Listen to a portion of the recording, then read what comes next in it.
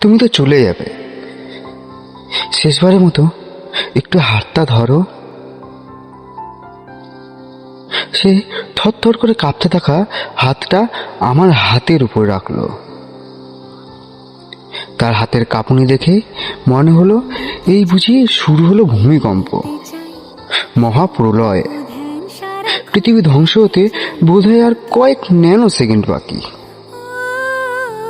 তাকে বললাম, আমাদের প্রিয় রেস্টুরেন্ট শেষবারের মতো যাই। সে কোনো আপত্তি করলো না। খাবার সামনে রেখে সে অনবরত পানি খেতে লাগলো।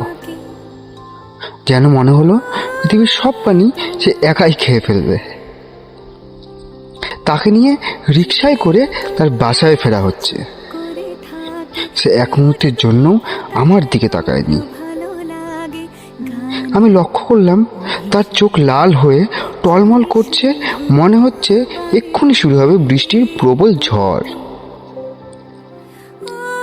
তার চোখ মুখ যেন আমাকে কিছু বলতে চায়, শুধু বলতে চায়, বললে ভুল হবে। আমার মনে হলো যদি আকাশটাকে কাগজ আর সমুদ্রটাকে কালি বানিয়ে তার হাতে তুলে দিই, তবু তার বলা কথা শেষ হতো না। আমি অনেকক্ষণ তার দিকে তাকিয়ে থাকার কারণে সে মুখ আড়াল করে নিল। আমি দাঁড়িয়ে আছি, সে চলে যাচ্ছে। হঠাৎ আচমকা আমাকে জড়িয়ে ধরে হাউমাউ করে কাঁদতে লাগলো। আমি তখন শক্ত হয়ে দাঁড়িয়েছিলাম, যেন পাহাড়। কোনো প্রলয় যেন আমাকে নাড়াতে না পারে। আমি ভাবছি, মনে মনে হাজারটা প্রশ্ন গুনছি। জানি এসব প্রশ্নের উত্তর জানা নেই তার, নেই আমারও।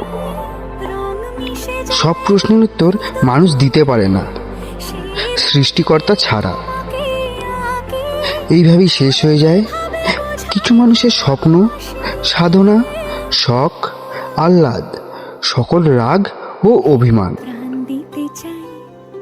হারিয়ে ফেলতে হয় প্রিয় মানুষটাকে, হারিয়ে ফেলতে হয় ভালোবাসা, ভালোবাসা, ভালোবাসা।